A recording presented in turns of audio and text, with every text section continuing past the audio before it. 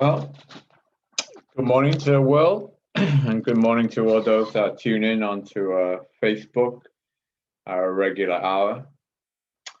So the 27th in the series of this New World lecture course is entitled Evolution of Life. So obviously my theories or my philosophical approach to life is to unify religion and science. So part of that and the ongoing argument, debate, discussion has been creation and evolution. Creationist from the religious basis and evolutionary from the scientific basis. But as described in my God manuscript, I believe the two are actually speaking the same thing. They're just seeing the opposite side of the coin. So was there a creation moment when, some entity, God or the cosmos says, let there be light? Well, actually, yeah, in science, we call that the Big Bang. Now, obviously in the Bible, which I'm more familiar with because I grew up in a Western society, it states that God created the earth and heaven in 6 days. But in science, the day actually is variable. The day, what it was today, is not the same day it was a million years ago or a billion years ago. The Earth was actually rotating much faster. So even a day, because obviously we define a day as the rotation of the Earth on its axis, but you could argue at the Big Bang moment there was no Earth. So I would then define a scientific day as the rotational speed of the universe itself, because that is the quote the center of the universe, the Earth. So I would state that the 6 days could, well, if you recalibrate it to a scientific day, it could define as the variable rotation of the universe, then of galaxies, then of our solar system, then of our Earth, then it's a variable.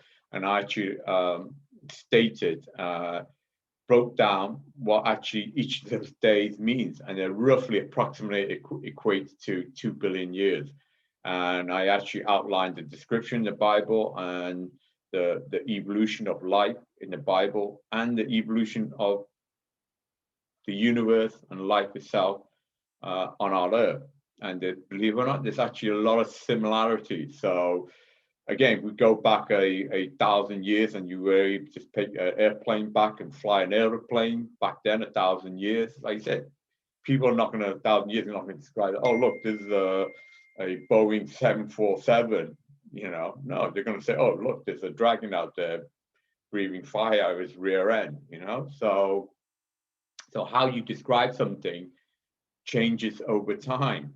So just like my description on a twin universe, I'm not the first to propose multiple universe or duality. The ancients knew these, the Greeks knew these, the Chinese knew these, okay? But they didn't describe the way I describe it with modern physics in terms of quantum mechanics and relativity, and all these scientific theories that I'm using. So I'm just describing the same phenomena, but in a different way, in a modern way, in a scientific way.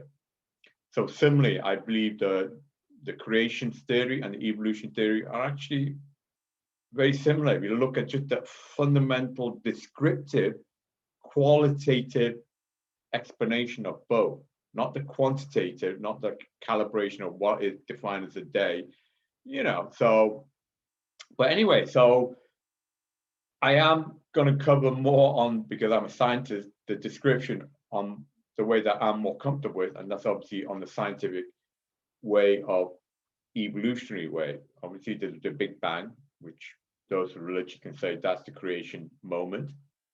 And I say, with my twin universe, I state there is a single omnipotent consciousness.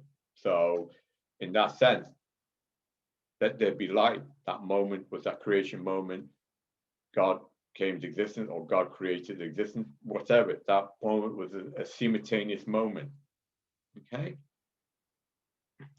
so through that universe, so I do believe scientifically, based on data, that our universe is 13.8 billion years based on our current scientific terminology of what a year is, and that our solar system is roughly 5-6 billion years old. Our sun is around that time frame, and our Earth came into around that existence around 4.5 billion years ago.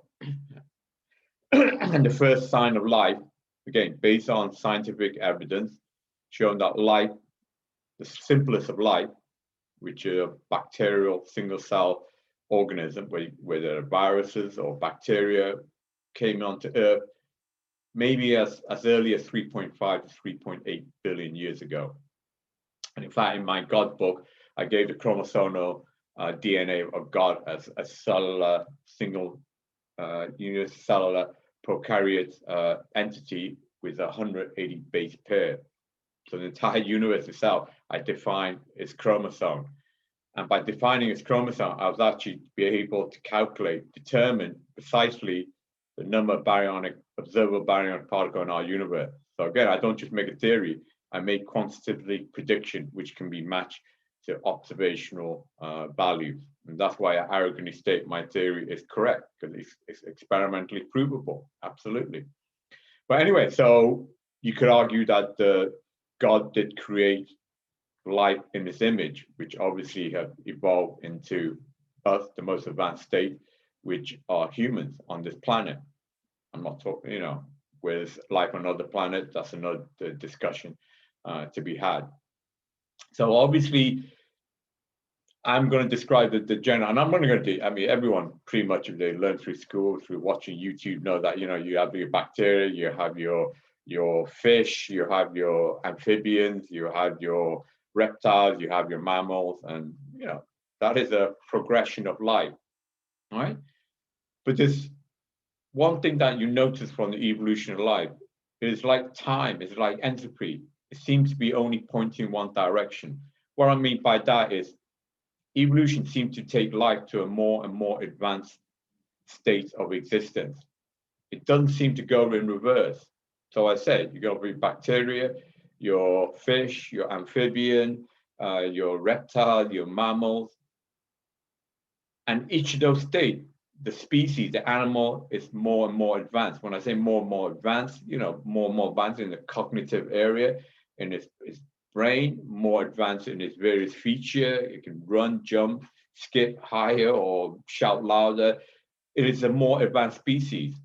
And none of the species revert the other way. Now you say, well, the dolphins are going back to be fish-like. But the dolphins, although they're fish-like, they return back to the sea. They're actually extremely advanced. In fact, some will argue a dolphin is as intelligent, even more intelligent than a dog or a cat. And obviously, well, some would argue it's almost smarter than human. And dolphins have been now scientifically proven to be able to communicate as well, have language skill. So a dolphin may have been, a mammal on land and then reverted back to sea, but it hasn't devolved into a more primitive species. It's actually evolved into even more advanced species. Okay, so this tree of life that is branching out, and humans are obviously the most advanced on this planet, is out there on the branch. Each of those branches is being a more and more advanced, evolved species. Okay, now it obviously adapts. So yeah, we human can't run as fast as a cheetah, or as big as an elephant, etc. So, but it's more advanced in terms of our cognitive ability, in terms of our ability to use tools, in terms of our speech. And similarly, our cousins, the chimpanzee, are more advanced than the gibbons, and the gibbons are more advanced than the armadillos, etc. So evolution, like time, like gravity, is unidirectional. And obviously, what I want to discuss about, so that's all no, I don't, that's what I want to discuss about is, well, have we terminated our evolution? And I don't believe so. In fact, in my God book again, I actually scale 10 species, what I call species ranking. So from the most primitive, I give a 0 rating, which is just a particle, which has no consciousness. It's just a sand, an object. It's just literally a particle. It could be an electron, a proton, a piece of rock. It's just an inanimate object. So that's the lowest, what I term as a zero species of living object, not a living object. Then the next rank up is one, which is simplest of life, which is bacteria. And some would define a virus as also as a living object, although most science say it is not a living object. But I think a virus is a living object. And then from the viruses, you have your other multicellular microorganism, and then etc. You move up in scales, into reptile, bird, mammals, etc. So humans, I rank that as level 7. Okay. I also equate the levels as the dimension, because in my twin universe, there's actually 10 dimensions in our entire cosmoses. So current science said there's only 4 dimensions, 3 space and 1 temporal. But in my twin universe, there's actually 10 dimensions. So I not only rank the species scale as scale of 10, but I also suggest that these advances in the advancements of these species also allows them to tap into these multi-dimensional space.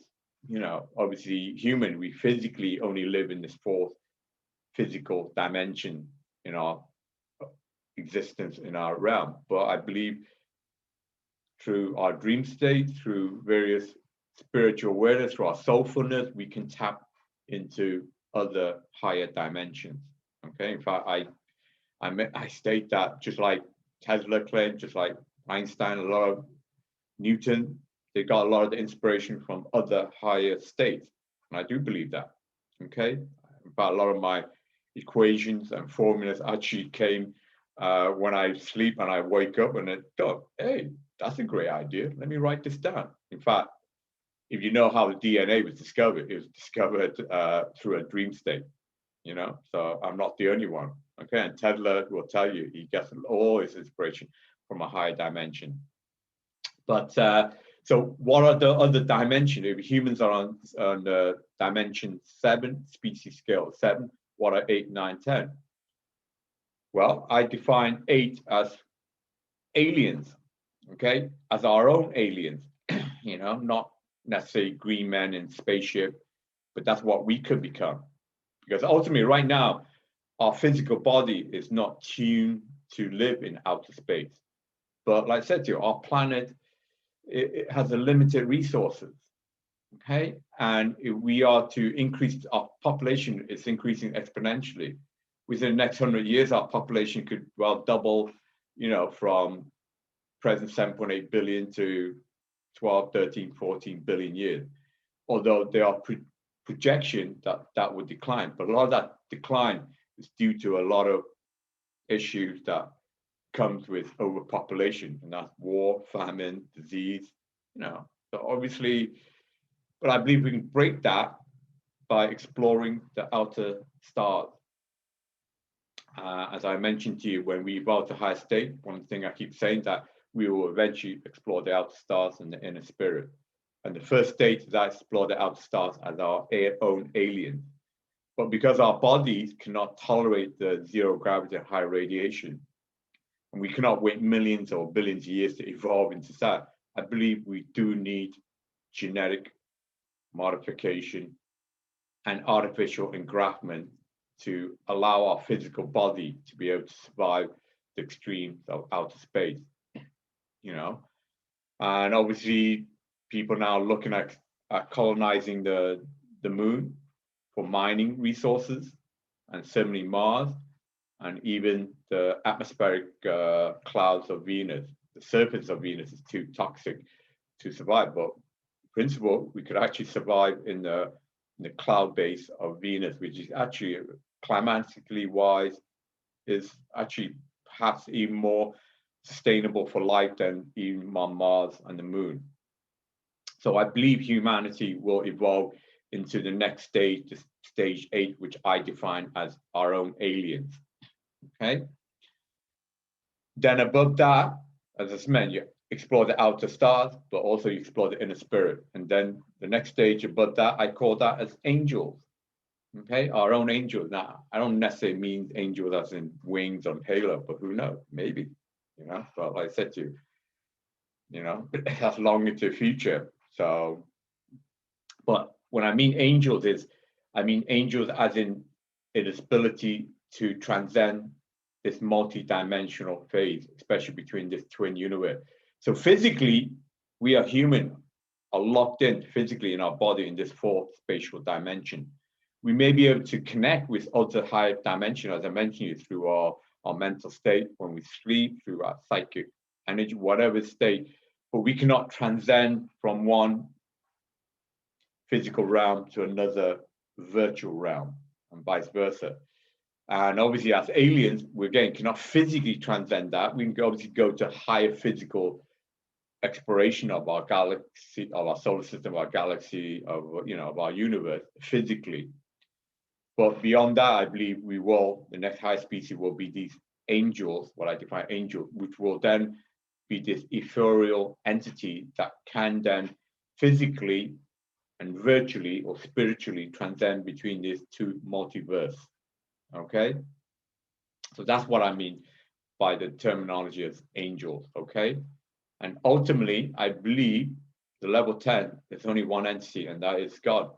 Okay, I define that as God, and I believe God wants us to evolve to a higher state that we can unite with God, and at that moment, that unification with God will bring back the very beginning of time and create a new creation moment, a new Big Bang moment. Okay. So anyway, so that is my perception of what I define as the evolution of life and where humanity, if it survives, which I believe it will, but like I said to you, for the wise, for the righteous, and for the good. For those that are not wise, those that are not good, and those that are not righteous, well, you will be left behind in the past with the rest of the beasts. So thank you again. Enjoy your day. Enjoy your life. And God bless.